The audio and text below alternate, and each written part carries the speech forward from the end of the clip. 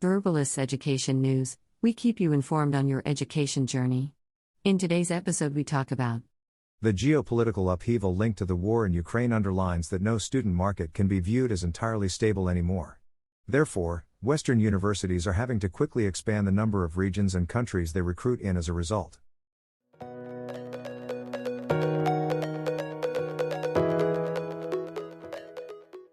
Global geopolitics have shifted dramatically over the past decade, but the shifts have never been so apparent as over the past 13 months.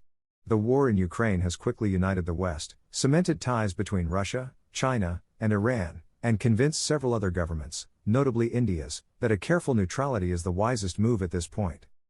China's power is clearly visible in its strategic alignment with Russia and is a major force shaping a new international order. China's rise is also affecting where Western educators are recruiting and where international students are choosing to study. The Chinese study abroad market has for years been flattening and even shrinking for the US, Canada, and Australia. Part of the reason is somewhat ironic. China sent so many students out in the past decade that it no longer needs to do so now. Specifically, hundreds of thousands of Chinese students have graduated in the past decade from top-ranked Western institutions, and many of them have returned home. Those graduates are fueling the Chinese economy and education system, and China is now leading the US in 37 of 44 technology fields analyzed in a year-long study by the Australian Strategic Policy Institute. As China's political and economic influence expands, so too has its higher education system, both in terms of quality and capacity.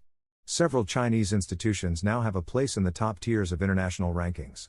Such developments illustrate why so many Chinese and Asian high school-aged students now feel they have at least as much reason to study in China as in the West. It is no coincidence, given China's growing power, that many Western schools and universities are casting a far wider net in their recruitment efforts.